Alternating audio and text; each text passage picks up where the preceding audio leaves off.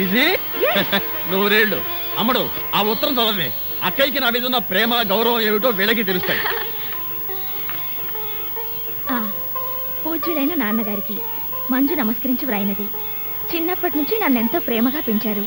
నేను అడగకుండానే నాకు కావాల్సినవన్నీ తెచ్చిపెట్టారు. మీరు నాకు తండ్రే కాదు, దైవం కూడా. చూసారా, మా మంజు రాసిన లెటర్ ఎప్పుడైనా సరే నా హార్ట్ టచ్ చేస్తుంది. నువ్వు చదవమ్మా. మనస్ఫూర్తిగా ఒక కోరిక కోరాలనుంది, కానీ నేరుగా చెప్పలేక ఈ ఉత్తరం ద్వారా తెలియచేస్తున్నాను. పిచ్చి తల్లి, డాడీ దగ్గర దానికి మొహమాట ఏమిటమ్మా? నాన్న ఇది కావాలి అన్న నడగాలే గాని ఏది కాదంటాను. మీ మనసుకి ఏదైనా ఆపేవేంటమ్మా, చదువు. వద్దు డాడీ, నేను తర్వాత చదువుతానుగా. ముందు వాళ్ళని మాట్లాడి పంపించండి. పర్లేదులే, చదువమ్మా. తర్వాత చదువుతాను డాడీ. నేను చదువుతాను. డాడీ ఆ లెటర్. ఏం పర్లేదులేమ్మా, కూతురు తండ్రికి రాసిన లెటర్లో సీక్రెట్స్ ఏముంటాయి? చదవని రేపు చదివేసారా? మీ మనస్సుకు కష్టం కలిగితే క్షమించండి. నేను ఒక అబ్బాయిని ప్రేమించాను. అనుకోని పరిస్థితుల్లో మా పెళ్లి జరిగిపోయింది. హిమాచలం గారు, ఏమిటండి ఇది? ఇంకా మీరు పెద్ద మనుషులు, మీ అమ్మాయి బుద్ధిమంతురాలు అనుకున్నాం. ఏం బుద్ధిమంతురాలు? ఇంత సిగ్గులేని పని చేస్తాను. ఇలాంటి బజారు మనుషులతో మీకు సంబంధం కలుపుకోవడానికి వచ్చింది. మీర్జాపూర్ మహారాజు, నైజాం నవాబు. సిగ్గు లేకపోతే సరి పదండి.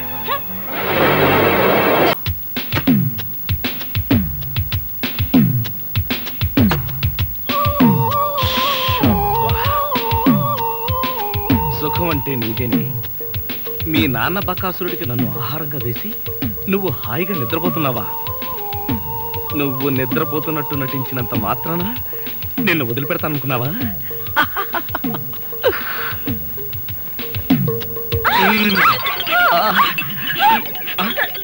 ఇదేంటిది? నువ్వా? తల్లి, నీకు నమస్కారం. నీ బొగ్గలకు నమస్కారం, నీ పెదాలకు నమస్కారం.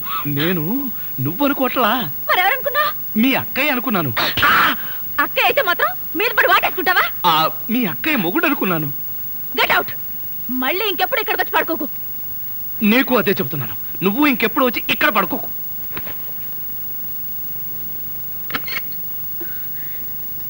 ఏంటి అలా అరిచావు?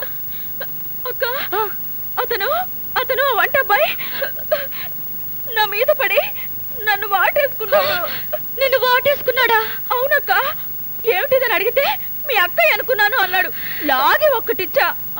నువ్వు కొట్టావా? కొట్టనా మరి. ఆయన నువ్వు తలుపు గొళ్ళెం పెట్టకుండా ఎందుకున్నావు? ఆయన వస్తాడని. ఆయన వస్తాడనా?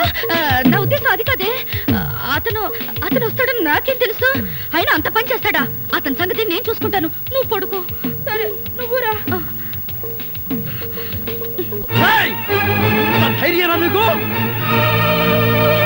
నువ్వు బతకడానికి వీలేదు, నీకు చంపేస్తాను. ఆవేశపడకండి డాడీ. అమ్మడు, నువ్వు నా నాపకు. వీడు షూట్ చేసి పారేయాలి. ఎరా, నా చిన్న కూతురు చేస్తావా? పొరపాటు అయిపోయింది, క్షమించండి. బెడ్ మీద ఉన్నది మీ చిన్నమ్మాయి అనుకోలేదు. అంటే పెద్దమ్మాయి అనుకున్నావా? ఇంకా ఆలోచిస్తారేమిటండి? వీణ్ణి గిన్ని కోడిని కాల్చినట్టు కాల్చబడేయండి. చాలు ఎవరుకోండి. నోరుంది కదా అని మీరు వాగటం, గన్నుంది కదా అని ఆయన కాల్చడం తప్ప వేరే పని లేదా? ఏమండి, అసలు ఏం జరిగిందో తెలుసా మీకు? ఏంట్రా తెలిసేది? చెప్పనివ్వండి. విశ్వాసం ద్రోహి, నీ మోహన్ నాకు చూపించద్దు. ఇదిగో, నువ్వు మర్యాదగా బయటికి వెళ్ళకపోతే మెడబెట్టి బయటికి చేస్తాను. Get out.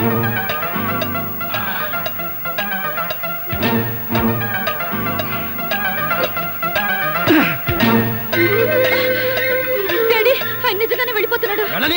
ఏ ఆయన గారు లేకపోతే ఇంట్లో స్టవ్ కదా, చికెన్ కదా. ఆయన మీ అల్లుడు. మీ అల్లుడికి ప్రాణ స్నేహితుడు. ఆయన వెళ్ళాడని తెలిస్తే మీ అల్లుడు నన్ను వదిలేసి ఆయన వెనకాలే వెళ్ళిపోతాడు. అంత డిమాండ్ ఉందా ఆ విధవకి ఇంట్లో? అమ్మా, బావగారి కోపం వస్తుందేమో. నువ్వు ముందే అతను వెళ్ళకుండా ఆపక్క. అవును, కావాలంటే మా నాన్న వచ్చి కాళ్ళు పట్టుకుంటానని చెప్పు మంజు. బాబా పట్టేసుకో కాళ్ళు.